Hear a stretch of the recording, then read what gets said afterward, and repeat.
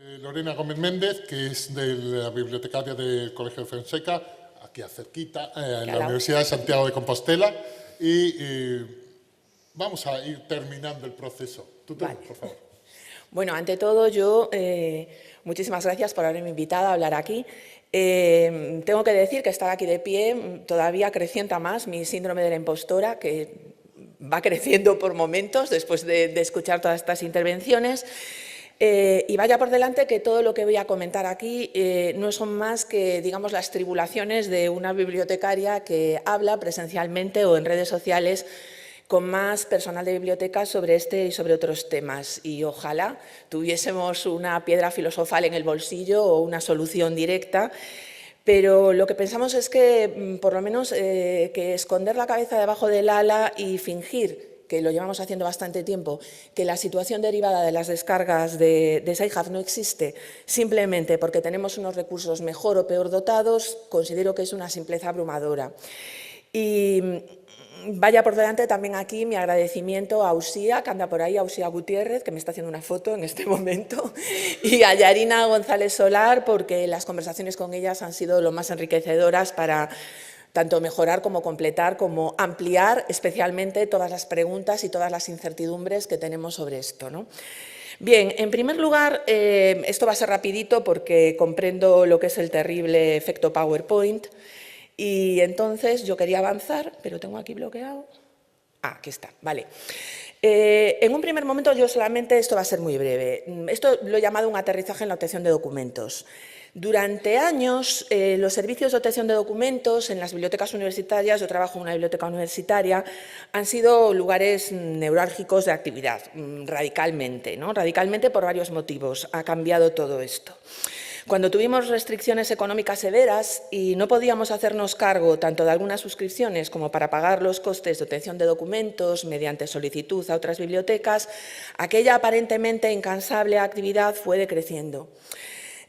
Algunas universidades, como la mía, por ejemplo, en la que yo represento, optaron en aquel momento, y todavía mantenemos algunas medidas que podríamos llamar como conciliadoras, económicamente hablando, mediante la subvención del préstamo interbibliotecario y la fotodocumentación para toda la comunidad universitaria, con distintos estándares, ¿vale? En función de que uno fuese investigador, PAS, etcétera, bueno, pues había diferente número tal. Se pretendía así que aquellas dificultades derivadas de unos exiguos presupuestos, creo que ya sabemos todos de qué hablamos, no impidiesen que el esquema de provisión y obtención de documentación se atascase. Y esto convirtió, ya lo era, pero subrayó todavía más, que el préstamo íntegro, el servicio de obtención de documento, fuese uno de los servicios mejor valorados para la comunidad universitaria. Pero la pregunta es si esto es suficiente en el contexto voraz, temporalmente hablando, del siglo XXI.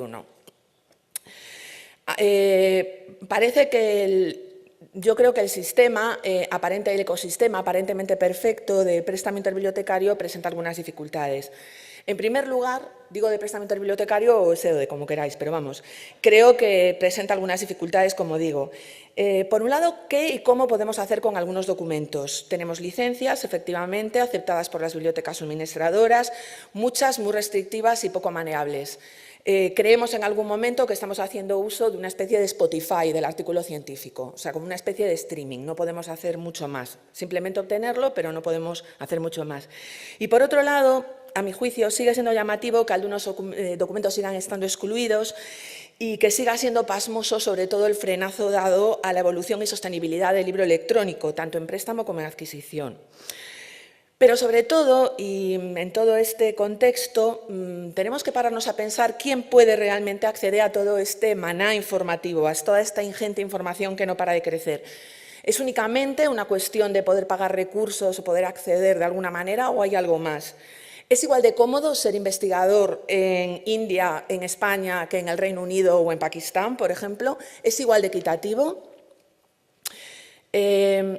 Las Shadow Libraries llevan existiendo muchísimo tiempo y tampoco, digamos que vamos a ampliar esto, ¿no?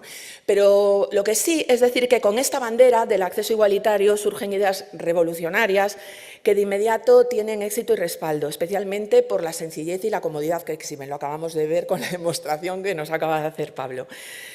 Surge Sci-Hub, me voy a centrar en Sci-Hub, con la pancarta de limar desigualdades y su ética resbaladiza se ve compensada por una idea de cultura y de economía colaborativa. La rebelión no es nueva o al menos novedosa. Mucho antes de 2011 ya, lo que os he puesto ahí, el hashtag ICANHasPDF, LibGen, ARC, etcétera, entre otras primeras, habían puesto de manifiesto algo muy importante, y es que la comunidad científica se podía organizar por su cuenta completamente al margen de los cauces que nosotros considerábamos habituales y normales de obtención del documento. Sci-Hub entonces se convierte en una especie de Napster. ¿Os acordáis de Napster? Bien, yo sí. Yo fui muy feliz gracias a Napster, tengo que confesar. Como un Napster, como un peer-to-peer de los papers científicos, como una idea subversiva que no deberíamos de alinear con una subversive proposal de Steve Harnad, que fue otra cosa, de otro tipo, y que subrayaba la idea de que el personal de investigación de países desfavorecidos o en vías de desarrollo, perdón por este eufemismo, pueden hacer ciencia porque tienen los mismos recursos o la misma capacidad de acceso. Esta pancarta, esta bandera, es ideológicamente inexcusable, contaría con todas las simpatías y, desde luego, es muy difícil de arriar. Por eso, cuando las llamadas a donar claves de acceso, a poner papers en los cambiantes y mutantes servidores de Sci-Hub, si alguien es capaz de seguirlo día a día, es algo totalmente pasmoso, cuando se producen estas llamadas, la reacción es de alto alcance. La idea de estar troleando al sistema de las grandes editoriales, de estar también, entre comillas, ayudando al acceso al conocimiento, contribuye, aún con una demagogia bastante potente, a ocultar el debate real sobre quién y qué está pirateando y quién y qué está detrás de Sci-Hub. Antes de seguir, una pequeña observación. Y esto también tiene, bueno, es parte de autocrítica. Hay que decir también que yo creo que las personas que de una manera o de otra trabajamos en comunicación científica vivimos en cierta medida en lo que yo me atrevería a llamar una burbuja gatopardiana. Es decir, demasiadas cosas tienen que cambiar para que todo siga siendo igual. Entonces, carecemos, considero, creo, de una reflexión crítica y sobre todo de una apertura de miras necesaria para apreciar el alcance de Sci-Hub y movimientos similares. Sabemos que gran parte de la comunidad científica lo utiliza por rapidez, por conveniencia y, sobre todo, insisto, porque no hay una reflexión también de lo que hay detrás, que nos lo acabamos de comentar, ¿verdad? Y que sí implicaría a una de nuestras grandes empresas, que sería el acceso abierto. Y dicho esto, digamos que toda rebelión tiene un marketing. Os he puesto estas dos imágenes. Por un lado, Aaron Swartz, que sabéis perfectamente quién era, y por otro lado a Alexandra Elbakyan, la creadora de Sci-Hub. Yo considero que Alexandra no es Aaron Swartz, por mucho que puede subyacer esa idea. Gracias, Isidro, me siento muy apoyada cuando me dices estas cosas desde la mesa, de verdad. Consideramos que no hay un sistema de protección ética detrás de lo que ella hace. Lo que aparentemente puede parecer un acto de justicia poética es más, mucho más por lo que cambia en cuanto a la mentalidad de la comunidad científica. Es aplaudida y ensalzada como una heroína contra los gigantes de la publicación. Algunos de estos ejemplos os suenan. Bueno, pues aquí en el país, por ejemplo, la llaman la Robin Hood de la ciencia. Nature la nombra una de las personas who matter this year. Y abajo, pues, por ejemplo, os he puesto una página de merchandising con Sci-Hub.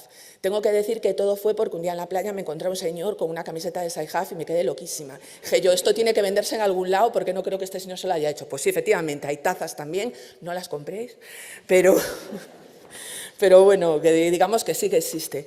Y una de las cosas que también me resultó más sorprendente en esta especie de media investigación de sociología aficionada que he estado haciendo, que aparece como icono feminista también. Esta es una página, son fotografías de la Agenda de las Mujeres Rebeldes de 2019, publicada por un colectivo feminista. Y si en algún momento tenéis paciencia para leer toda la descripción, yo simplemente os resumo el último párrafo. Habla de todos los problemas, de la subida de precios, de las publicaciones, bla, bla, toda esta movida y tal. Y el tema de fondo es que si una ciencia que depende de los presupuestos públicos, de tus impuestos y de los míos, debería o no facilitar sus resultados a la sociedad que los ha financiado. Palmario, ¿no? Elbakyan ya se ha pronunciado y bien contundente. Bueno, pues muy bien. También tiene detractores. No sé si sabéis que en un momento en el que ella se sintió ofendida por la comunidad científica rusa y tiró el servidor de Sci-Hub y tal, automáticamente también hubo una reclamación por parte de la American Chemical Society y 2 investigadores le dieron su nombre a un insecto que se llama el ideograma el Bachianae. Es decir, efectivamente tiene muchísimo respaldo, como os voy a enseñar ahora, pero también tiene sus detractores, ¿no? Hay un cierto grado de reflexión detrás. Bueno, yo, como he dicho antes, sí que hago de vez en cuando así algunos conatos de sociología aficionada, ¿no? Entonces, pues para preparar un poco todo lo que era Sci-Hub, me pareció interesante pulsar cuál era la repercusión en redes sociales, tanto del uso como, pues de la manipulación, etcétera, etcétera. Entonces, pues en TweetDeck creé una serie de columnas con una serie de palabras claves y tal. Entonces, cada X tiempo hay un artículo que se ha hecho muy viral y que de repente vuelve a aparecer como el Guadiana, que es una entrevista que le hicieron a ella en unos primeros tiempos en El País. Y esto es lo que dicen los investigadores. A esta mujer hay que hacerle un monumento, cada vez que necesite un artículo científico, voilà, allí está ella, o sea, como si viniese ella a tu casa directamente a traértelo o algo así. Ha hecho más por la ciencia en los últimos años que todas las revistas científicas juntas, ¿vale? Y también habla, por supuesto, del bot de Telegram, que todos, aunque no lo usemos, todos lo conocemos, ¿verdad? Entonces, la subrayan como una heroína y protectora de la ciencia. Me gusta mucho esta imagen porque creo que es muy representativa de este tuit de Jordi Salguinian. Dice, guys, do you use Sci-Hub? Y entonces representa a Sci-Hub como una especie de geos, cachimanes tremendos, entrando a saco en una puerta que son todas las revistas Paywall, ¿vale? Y detrás está el investigador como esperando a que abran y tal, y que aparezca y tal. Y luego, el 19 de marzo, yo me enteré de que a lo mejor pues, vivía muy en la ignorancia, pero yo no sabía que había una extensión de Chrome, por ejemplo, que ya entraba directamente en Sci-Hub. Y entonces aquí nos dan un tip de piratería científica. Ya tienen todos la extensión de Chrome, Y al final dice, esta es la única santa que me permito adorar. Y le contesta el amigo, yo la puse en los agradecimientos de mi tesis. Si eso no es una rockstar, en fin, yo creo que hay mucho que decir. Esto me lo pasó Yarina el otro día y es un tip del libro de Científico en España en el que se dice algo que es un poco subraya lo que yo estaba comentando. El científico tiene que tener acceso al artículo porque su institución paga la suscripción y tal. En caso contrario, siempre puede usar Sci-Hub, que es un medio ilegal de descarga de artículos que nadie, pero nadie, absolutamente nadie usa, y muchos menos los científicos. Vamos, que es impensable. Después aquí al lado hay un tuit de José que me permitió utilizar cuando aparecen unas primeras revisiones sistemáticas que indican abiertamente que han utilizado Sci-Hub como una base de datos para ampliar literatura científica, ¿no? Mi pregunta ¿es esto algo más que una anécdota? ¿Vale? En febrero de este mismo año 2019, David Nichols publica un artículo en el blog de la London School of Economics que se titula The Unstoppable Rise of Sci-Hub. How does a new generation of researchers perceive Sci-Hub? Se analiza la percepción de las redes sociales científicas, concretamente se centran en ResearchGate, en la comunidad investigadora más joven de 7 países. España está incluido. Forma parte de un estudio mucho más amplio, pero concretando. Interesa este punto de partida porque nos dice que de redes sociales científicas como proveedoras y algo implicadas en el Black Open Access, se observa cómo progresivamente decae el interés en favor de Sci-Hub. La idea resultante es que existe, por un lado, una simpatía ideológica hacia el concepto de la gratuidad y la accesibilidad total y, especialmente, lo siento, la percepción de las grandes editoriales como un enemigo. Y vamos a ver este tuit, me dice, considero absurdo cuando la gente acusa a Sci-Hub de estar robando, son las editoriales quienes roban, bla, bla, bla, que es el peer review, que sí, bueno, tenéis ahí. Mi pregunta es si es solamente una cuestión de dinero. La reflexión final de este estudio, del que os mencionaba, va orientada hacia la perdurabilidad del sistema. La posibilidad de que Sci-Hub, como ha sucedido con otras redes sociales científicas, sea vendida es prácticamente nula, precisamente por la naturaleza pirata y ácrata de toda la historia que hay detrás, ¿no? Esta pureza pirata, subraya Nichols, es algo muy atractivo para un millennial, incluso cuando esconde algo muy obvio. Obtenemos DOI, obtenemos papers porque hay alguien pagando detrás. ¿De acuerdo? No nacen de la nada. Incluso usuarios de Sci-Hub, voy a ir todo lo rápido que pueda, no quiero aburriros. Este es un esquema de cómo funcionaría Sci-Hub que he encontrado en este blog. Es un médico hindú, seguro que lo conocéis, yo no lo conocía hasta que lo encontré. Y hace un artículo que yo os lo recomiendo porque es francamente interesante, porque es un poco lo que hemos estado escuchando aquí. Sabemos que hay algo raro, pero verdaderamente es que mola muchísimo y es súper cómodo. Entonces, pues mira, ante eso, ¿qué vamos a hacer, no? El blog se llama Medical Musings y entonces se agradece todo este mana documental, pero en este post basado en preguntas y respuestas, una de las finales es ¿Can there be more to this story than meets the eye? ¿Hay algo más?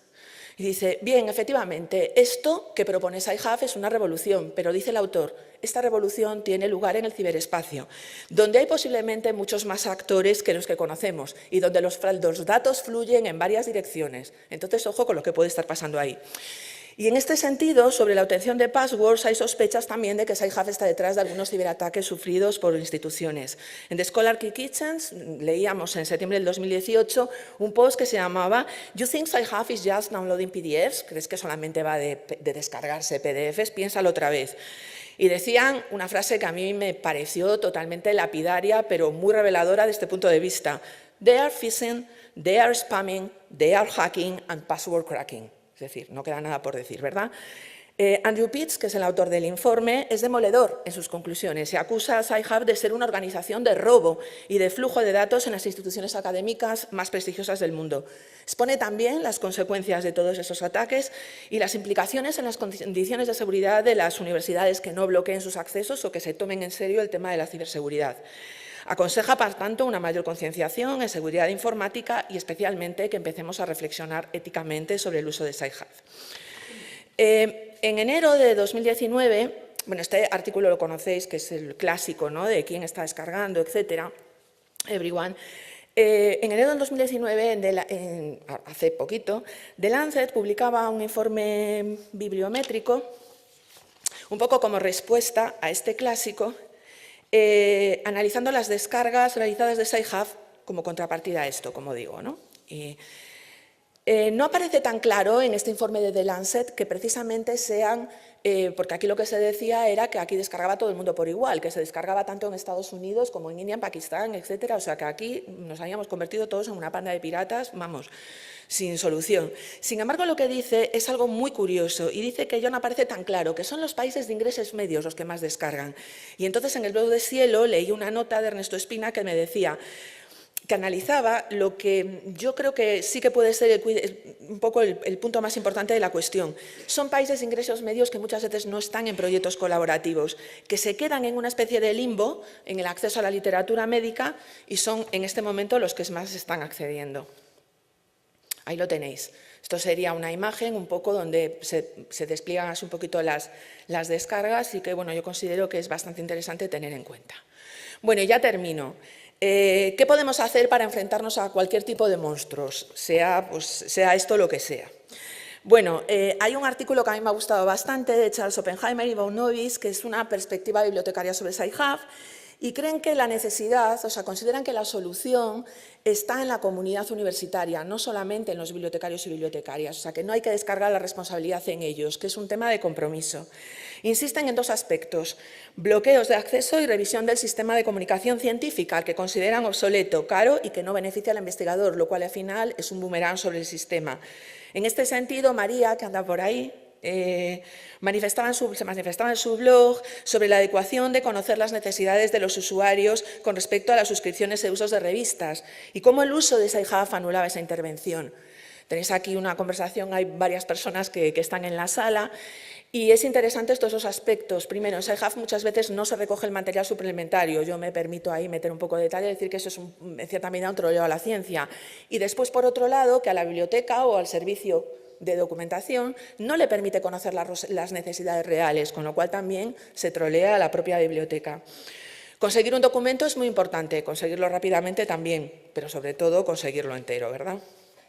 Bien, llegados a este punto, y ya termino, ¿cuál ha sido la reacción ante la erupción de Sci-Hub desde el punto de vista pedagógico por decirlo de alguna manera, podemos decir también evangélico si queréis, por parte de los profesionales de la información? Bueno, pues algunos posts en bibliotecas, muchas conversaciones en redes sociales, pero verdaderamente carecemos quizás de un programa de combate en el sentido de explicar los pros y los contras, ¿vale? Os he puesto aquí, esto está en un futuro artículo de Yarina González Solar, esto es un programa específico sobre el uso de SciHub y las consecuencias que puede tener tanto para la universidad como para los usuarios, porque de momento no hay demandas individuales, pero puede haberlas en un futuro, del uso de SciHub. Esto es de la Universidad de Utah.